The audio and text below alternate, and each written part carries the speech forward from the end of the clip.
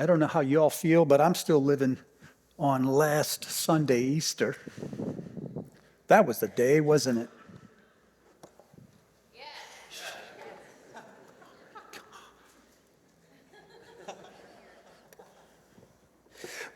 So it got me wondering this week,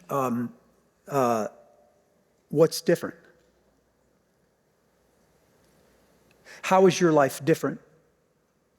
Because Jesus is raised from the dead. Your life, not life in general, yours personally. Work tomorrow, relationships that you're in, the way you attend church, the way you go through hard times, suffering maybe. How is that different than it would have been if there were no resurrection? There are in the gospel stories of how people encountered Jesus after he came back from the dead. These stories are usually stacked one upon the other as proof that Jesus is alive.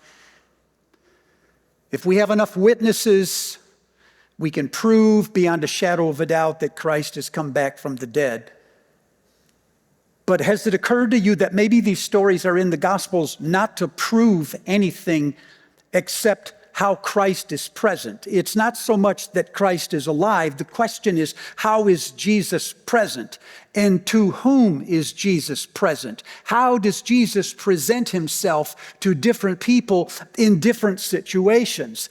If I were to put all of the witnesses from the Gospels onto the platform, and they would each tell their story, Thomas would step up and he would tell what happened to him. The women would step up and say, oh my goodness, on the way to the tomb. The disciples would come forward, a little huddle, and say, my goodness, we were in a room one time.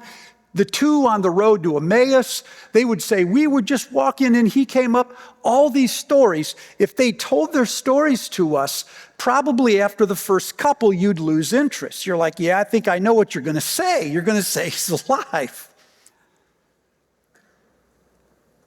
But there would be times in that, by the way, that'd be an amazing morning, wouldn't it?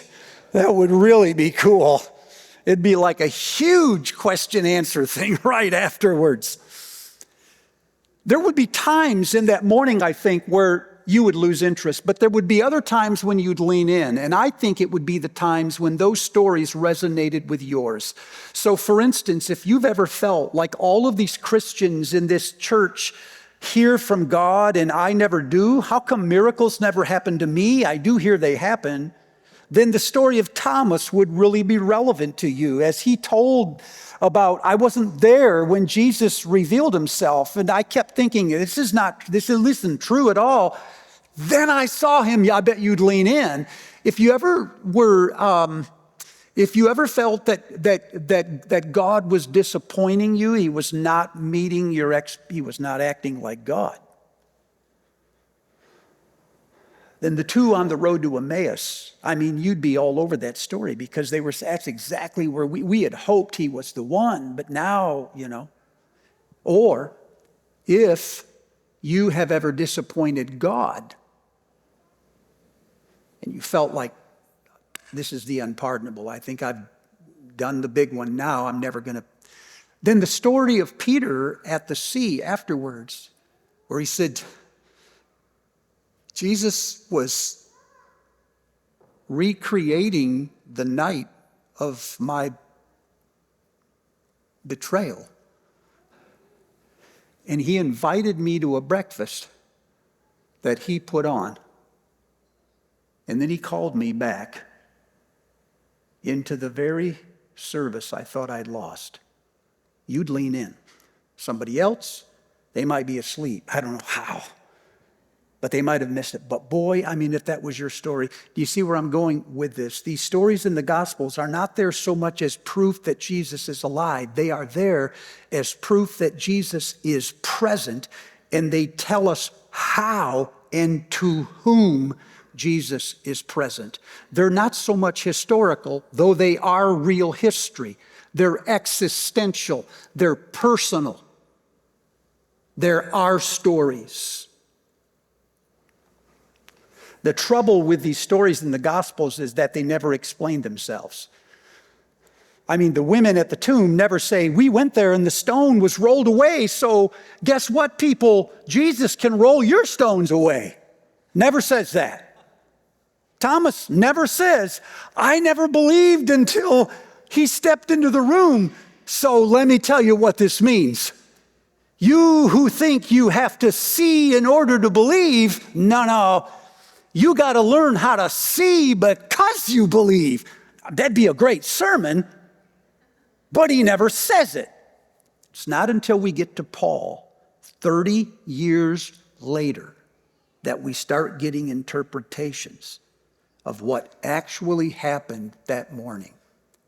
So this year, I put the letters of Paul next to the stories of the gospel, because I figured the Gospels were the witnesses, but they didn't know what it meant. And Paul knew what it meant, but he was never there. So if I could get them side by side, so they were talking to one another, maybe the thing would become more clear. So let me start in John 20. John 20 is the story of Mary Magdalene. She goes to the tomb in the morning, but in John 19 and 20, the story is told in 3 days. It says there's a day of preparation, there's a Sabbath, and then there's the first day. The day of preparation is Friday, the Sabbath is Saturday, and the first day is a Sunday. So this is a picture of Mary Magdalene crawling through the worst weekend of her life. On Friday, she watched the horror of evil displayed before her eyes. She watched the worst people do the worst things to the best man she ever knew. And the government and the religious leaders were complicit with the whole thing. The religious leaders were calling for his death. Better that one man die than the whole nation die. And I can't believe this. She can't believe this. We have a religious leader calling for the death of someone who is innocent. On Friday, she has seen the injustice that is baked into the justice system. She's seen the madness of the crowds. She feels that God has abandoned her in the moment he abandoned him. Why have you forsaken me? On Friday, the optimism is gone. She now sits opposite the tomb in a circle of friends. She sits opposite, in the original, in opposition to the tomb. She is silent. She goes home. Saturday comes along. And now she tries to make sense of it. On Friday, it was taken from her. On Saturday, she wonders if she will ever be happy again.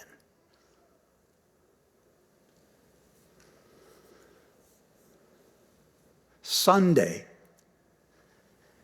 she gets up early and starts walking toward the tomb. John's version. And it's right here where John bakes into the story a series of contrasts that other gospel writers do not have. Two things seem to be happening at the same time in John's telling of the story. One, she is walking while it is still dark. But the other is that it's the first day. Let me say that.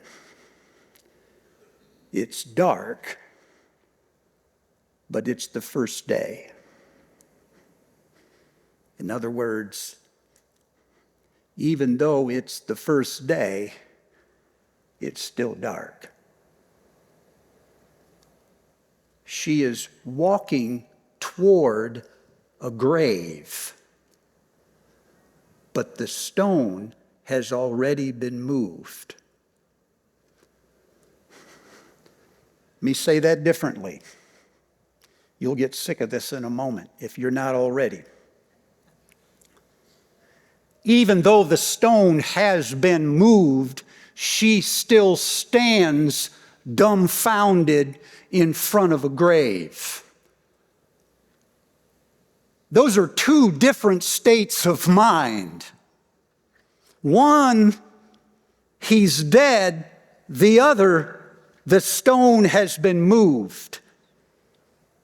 She now stands in front of a tomb, but the tomb is in a garden. Only John catches this.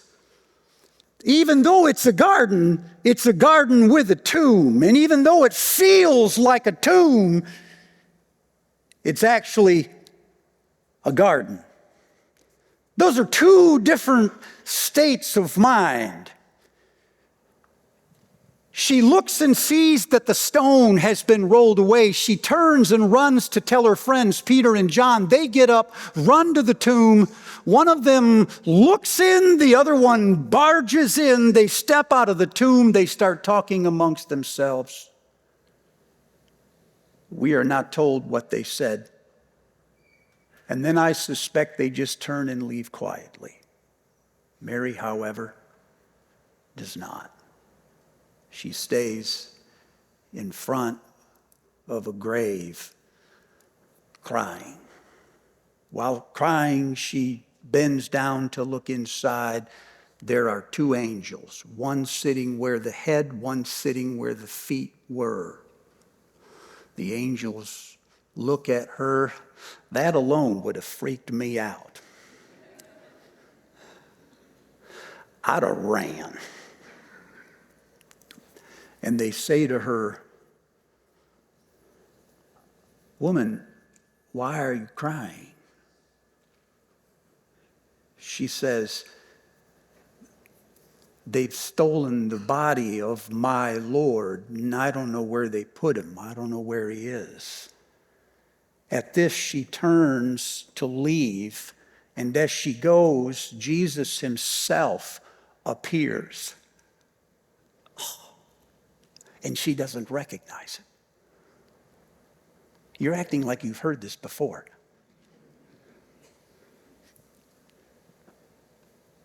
He says to her, "Woman, why are you crying?"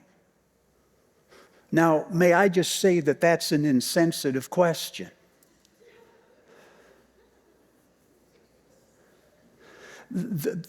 If you doubt that, go to the next funeral and say, don't tell them I sent you, just go.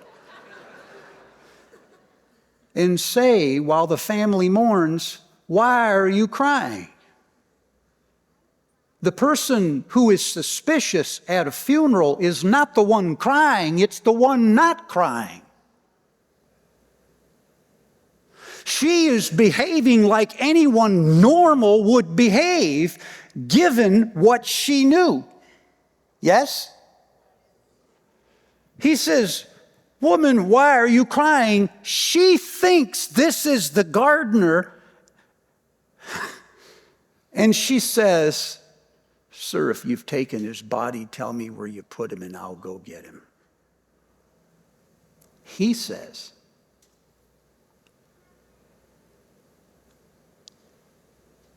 "Mary." I like this part. When she hears his voice, she recognizes him. She did not recognize his appearance, but she recognized his voice. She recognized his voice when she heard her name in his mouth. Now, do you see why I say this is not just history? This is a moment. Are you tracking? Those of you this morning that are still waiting for Jesus to make an appearance might be waiting for the wrong thing. Maybe what you're waiting for can only be heard and not seen. Maybe you need to hear his voice and your name in his mouth, because when you hear that, you know he's alive. There is no proof stronger than that. 2 years ago, on Good Friday, 3 years ago, sat over here while we filmed an empty sanctuary Good Friday service. I knew what no one else knew. I was losing a sister. I hadn't told anybody. I slipped in late, and while the cameras rolled and the people performed, I sat in the shadows over here and just lost it, came apart. It felt like the whole thing was a mockery to me, and that's how some of you feel. And before it ended, I stood up, slipped around the corner, went back to the office. I'd been hearing from God in the morning, and it was one of these John 20 things. Two things were happening at the same time. God was never more present than in those days, and yet those were the worst possible days. And I remember calling Lori on the phone, and I remember saying, I don't believe in the resurrection anymore because I know it. I know it. I heard him. I heard him this morning. I heard him. Not with my ears, but I heard him inside me, and he said things that could only have come from him, and my name was in his mouth. Can I just testify this morning, that is a powerful moment. Would somebody say something? Mar.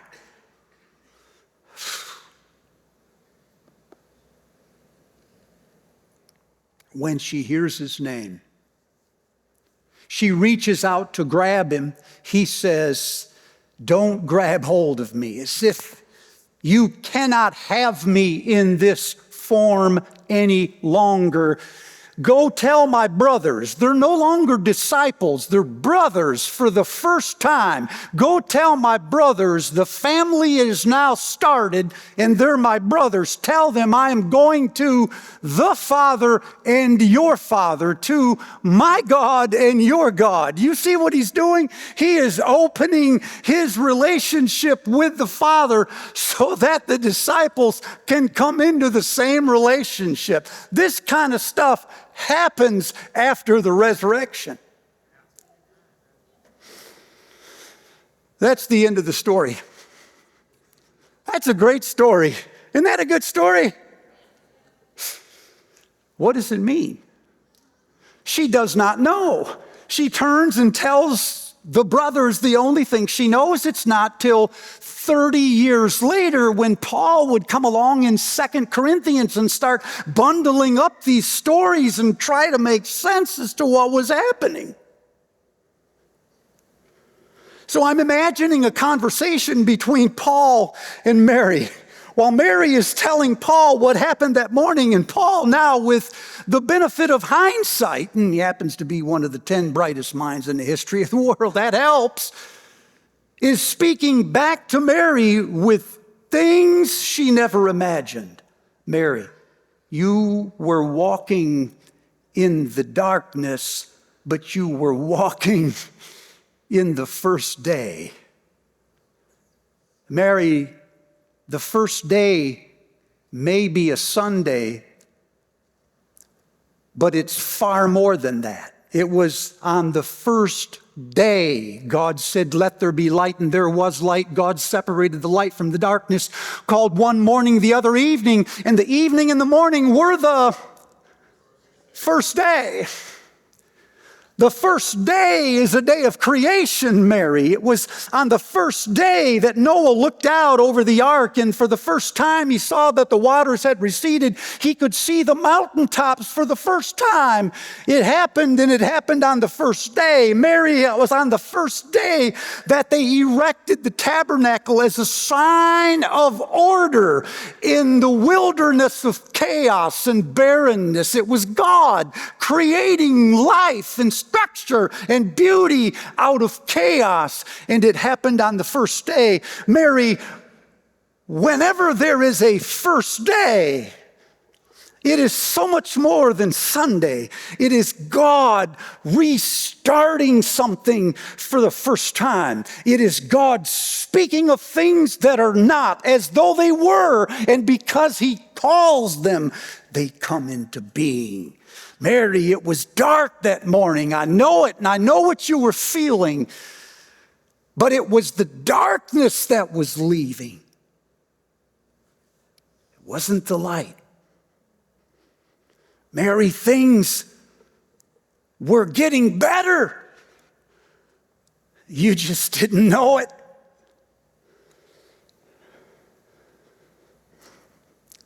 The tomb was not a hole in the wall where you put the dead and pack them away. Mary,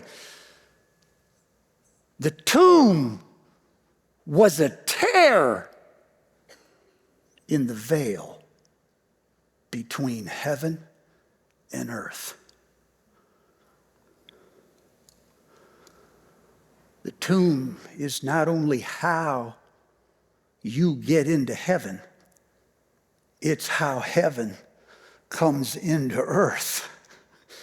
This is why Peter would say, you have an inheritance kept in heaven for you. Mary, you can reach that any and every day. There are powers and resources in heaven stored for you. Grab it. Get some. Mary, heaven is not later, and it's not somewhere else. It's now. And it's right next to you.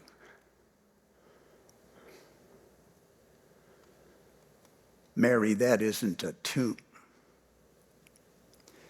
That's a garden. This isn't a burial. This is a planting.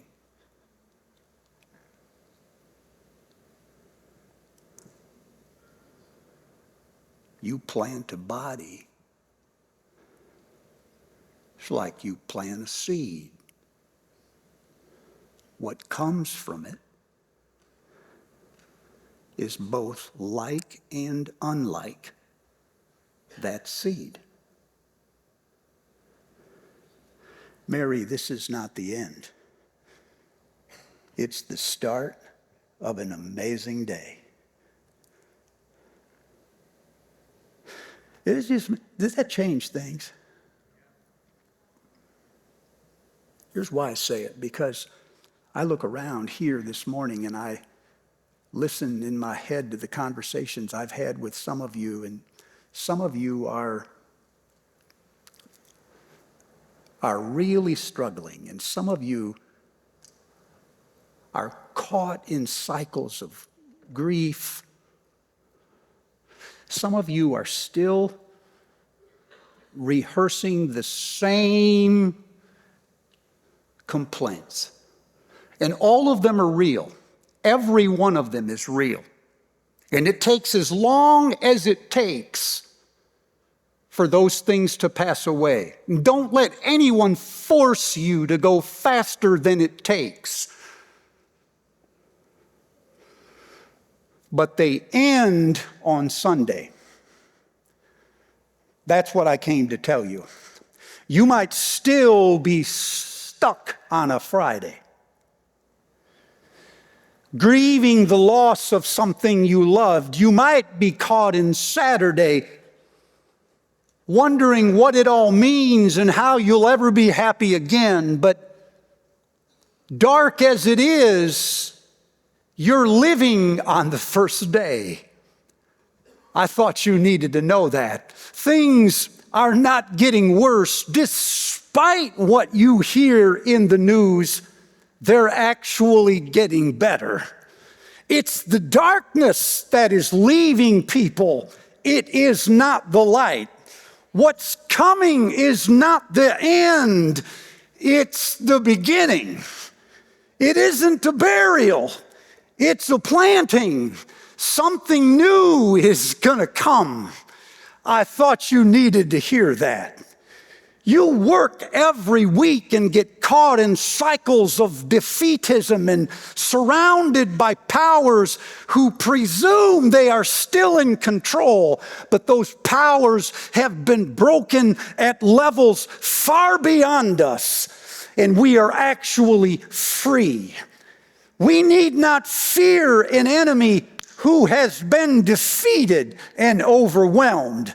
That's who you are, and that's your story. And when you leave this morning, that's the one you're going back into, not the thing somebody else has told you. The life of Jesus is not just his life, it's your life. He was raised for you. He is risen in you. He has gone on ahead of you, and you will be raised someday physically with him. That's who you are, and that's your story. Ain't that a fact? Ain't that a fact? Everything that you say is wrong with the world is in fact wrong. It's just not the only thing that's happening. It is dark, but it's the first day. That is a grave, but this is a garden.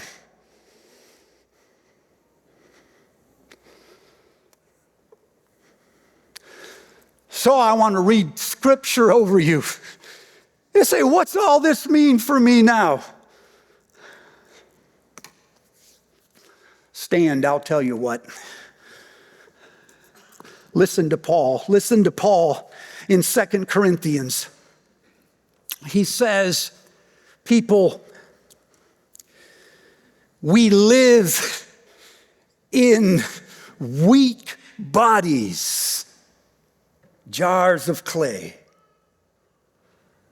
But at the same time, we have this treasure.